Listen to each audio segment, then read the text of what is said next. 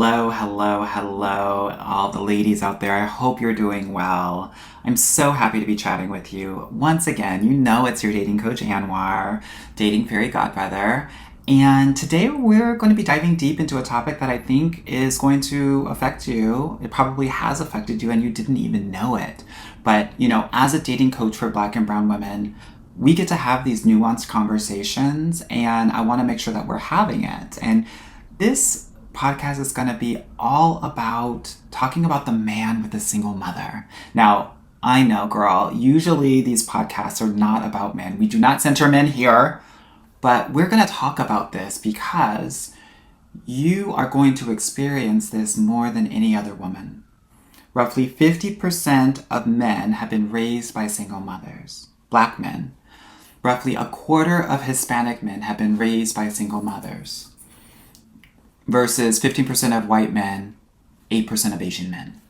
So this is disproportionately going to affect you, and his experience of growing up with a single mother has huge effects on how he represents himself in adult romantic relationships with women.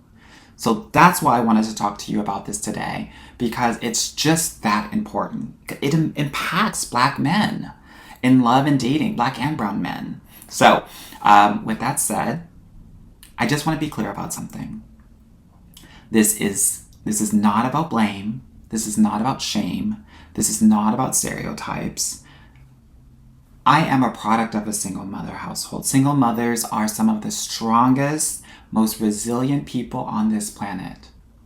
They're doing the work of two parents, right? They're doing the Lord's work at the end of the day, with often half of the resources and twice of the judgment. So this conversation is about understanding patterns and healing and creating healthier relationships for everyone involved.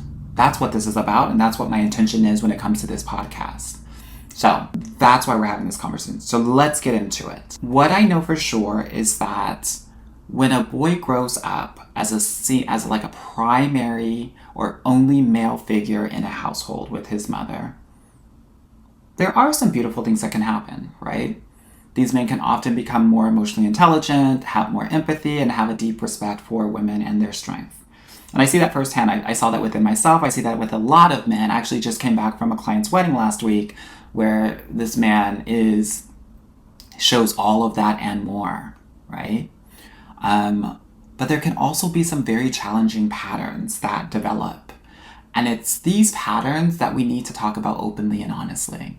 So the first pattern that I see is that a lot of these boys become the surrogate husband for their mothers. I call it surrogate husband syndrome. So what does this mean? What does this look like? It looks like when a young boy often unconsciously gets placed into the role of the emotional support, the decision maker, the problem solver for his mother. And here's the thing. Mothers don't usually do this intentionally, but when you're overwhelmed, when you're stressed, when you're handling everything alone, it's natural to lean on whoever is available. And oftentimes that is their young Black or brown son. What happens is something a little bit different for this boy's psychology, though. He learns that love equals responsibility. He learns that a responsibility that he is not equipped to actually handle. He learns that being close to a woman means being responsible for her emotional state, her problems, her happiness, and he becomes hyper aware of a woman's moods and feels like it's his job to fix them. And it's not, by the way. Yeah? When you fast forward to his adult relationships, when he's been the surrogate husband for so long, guess what happens? He either becomes the over-functioning partner who tries to solve everyone's problems, everyone, not just you in a relationship, but everyone in his life, at work, at home, with his friends, with his family, everyone. And he's trying to manage everyone's emotions and getting burnt the hell out. Or, and this is crucial, he runs the other direction when relationships get too intimate because the weight feels unbearable for him. I think it's very important to understand this because a lot of people are like, he's a punk, he's running away, he's not a man. there are some deeper psychological things that are happening for these men that have been raised in single mother households. And I'm sharing this as someone who has been a product of that. Okay? So that's the pattern one that I see. Pattern two is the loyalty conflict. What do I mean by that?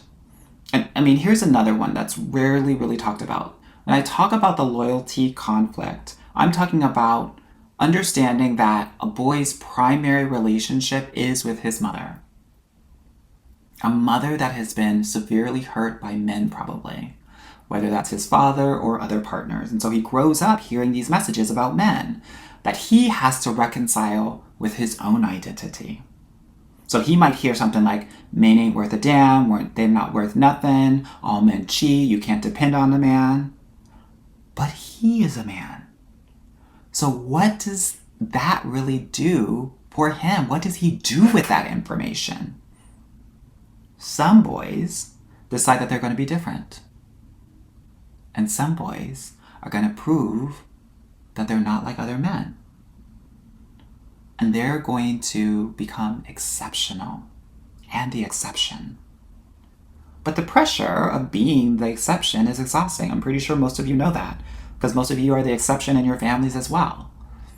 And it creates an identity that's based on what he's not rather than who he is. Now, other boys internalize that message and start to believe maybe there's something inherently flawed about them, about their masculinity, about men, about themselves. And this can lead to either overcompensation of masculinity, that's why you have these toxic and hypermasculine men, or self-sabotage when it comes to relationships. It's almost like alcoholism, right?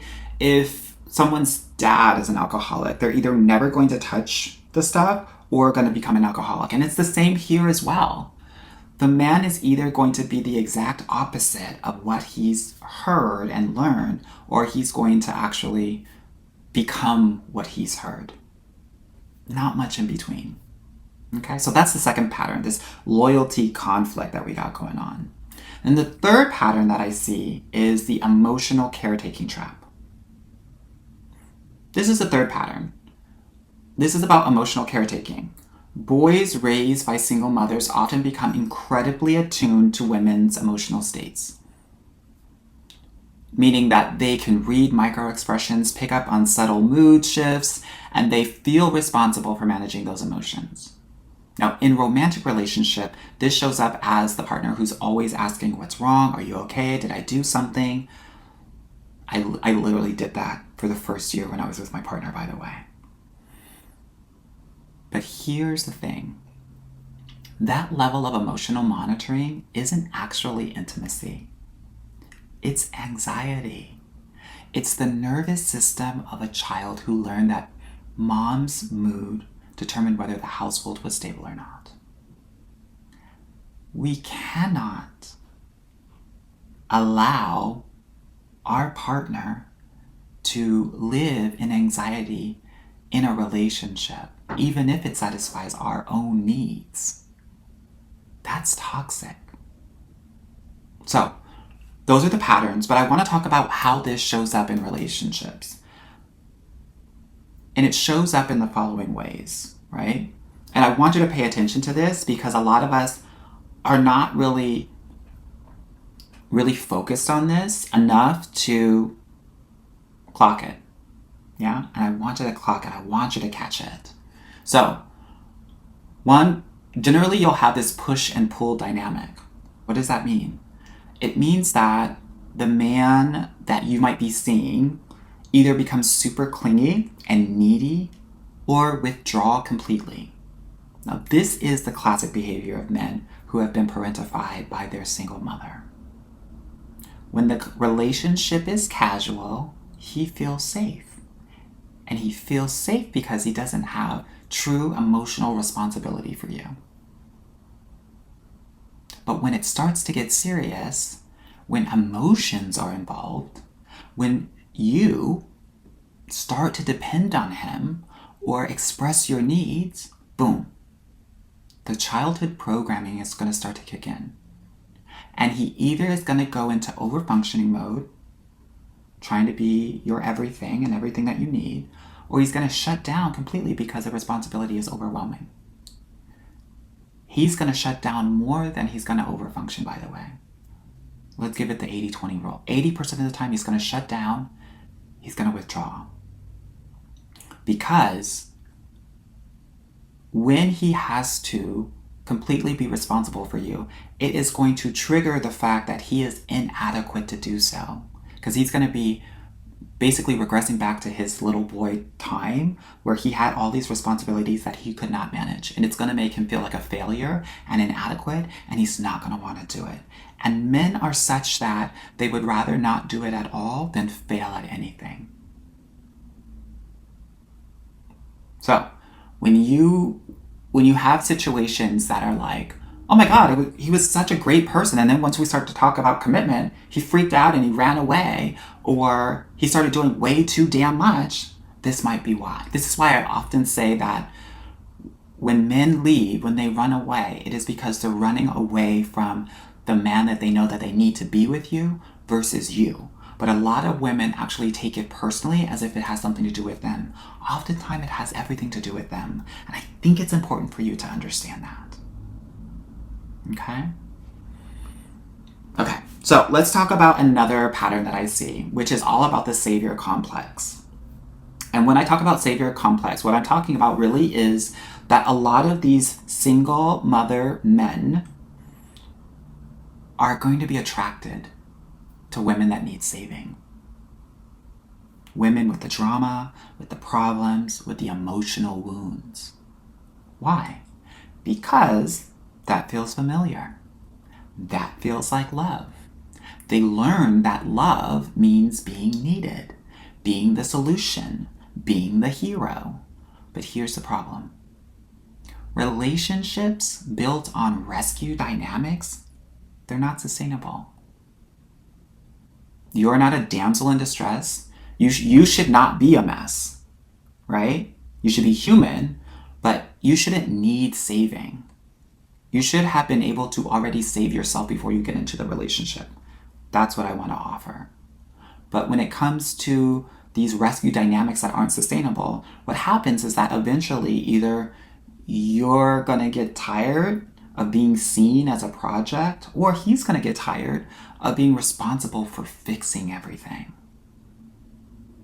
Very important. And what happens is he's going to jet. He's going to peace out. Because the responsibility is going to be too much. There's a reason why there's a lot of men that are piecing out when the women that they are involved with have children. Right? The responsibility is too great. And what do? They do what their fathers did to them. They abandon.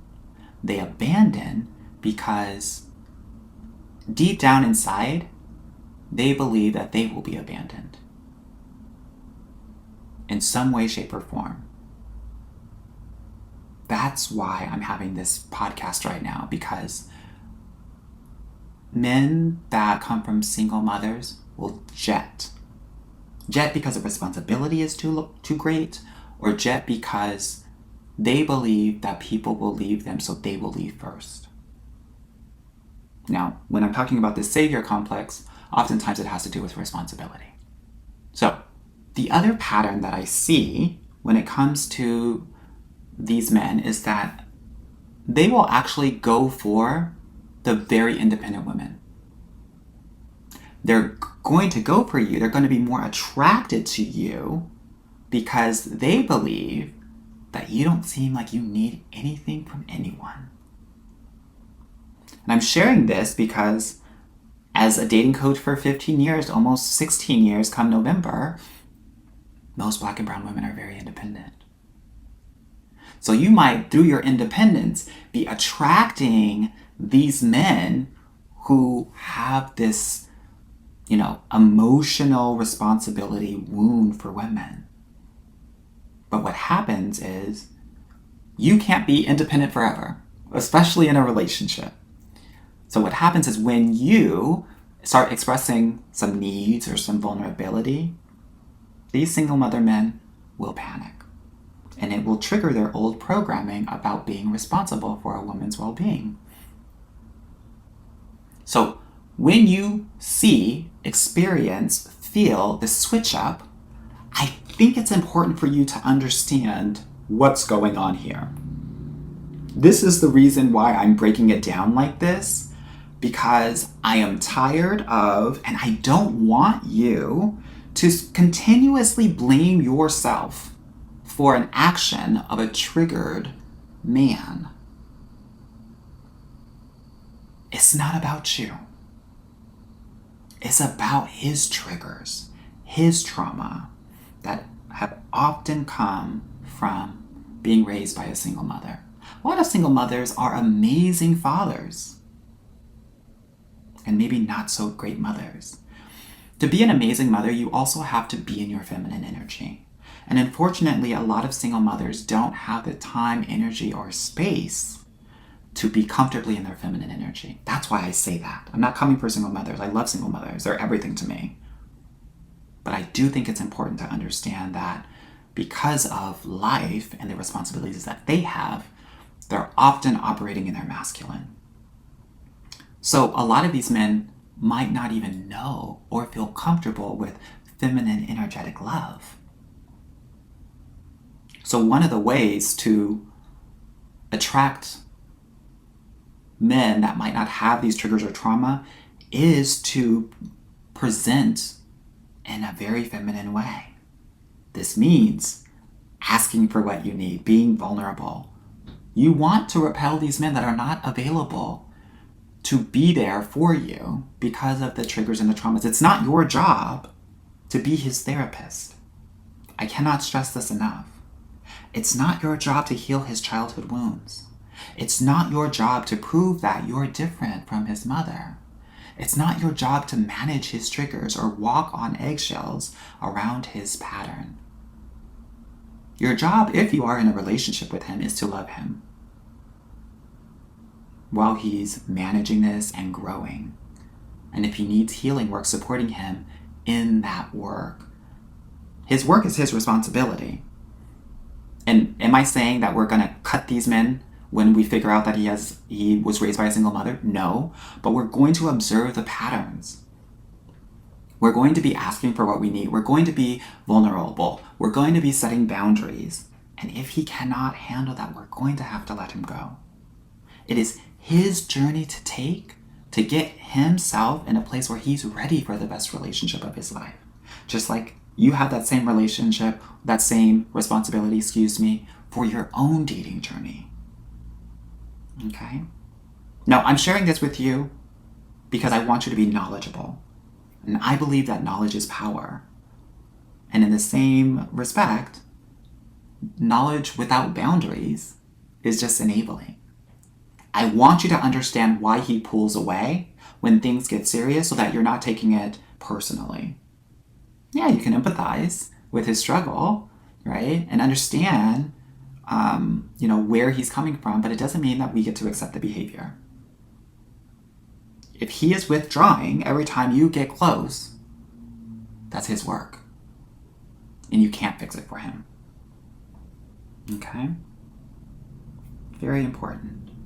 The other thing that I will say, which happens a lot, is oftentimes when you're in this situation, sometimes, because some of us are type A and competitive, we'll try to compete with his mother or try to replace her. And this is big.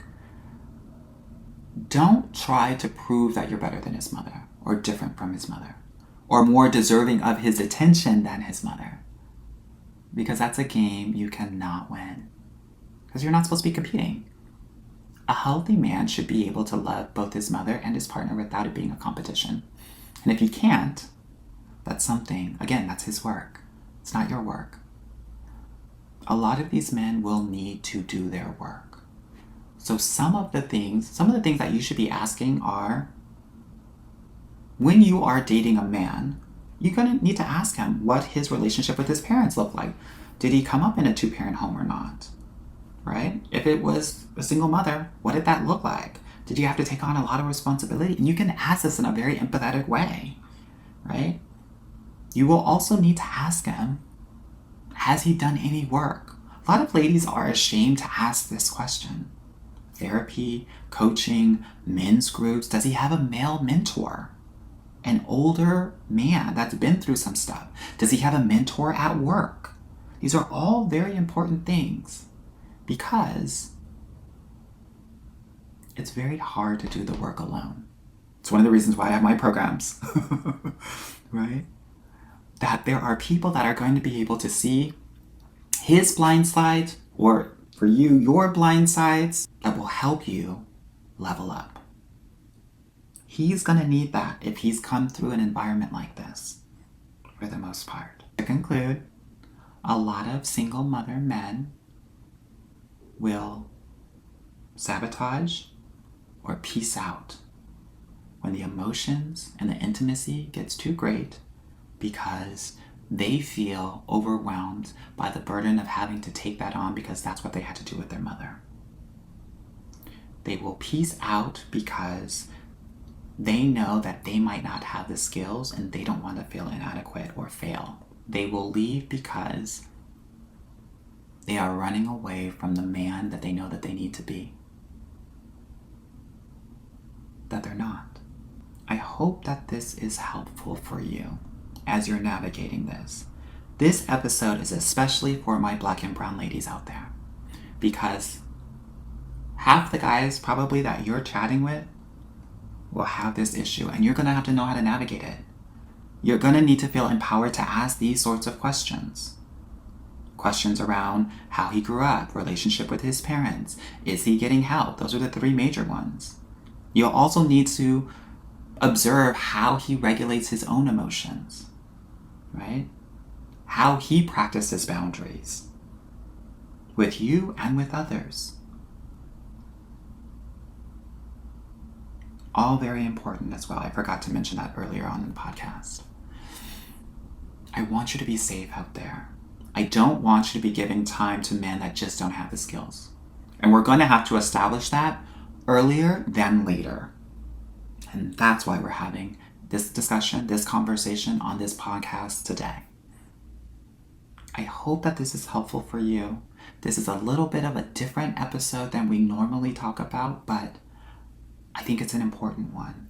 I hope that it brings you relief as you think about maybe some of your past relationships, situationships, casual dating experiences, so you can let go of the what's wrong with me or what did I do wrong, and you can put some of that responsibility back on him where it belongs. I want to send you a lot of love. I want to send you a lot of support, and I want you to rock this out. I want you to lock in dating. This can help you be able to move past these men as quickly as possible so that you can find your man. So, with that said, I want to wish you the best, and I'll talk to you on the flip side. Alrighty? Bye-bye.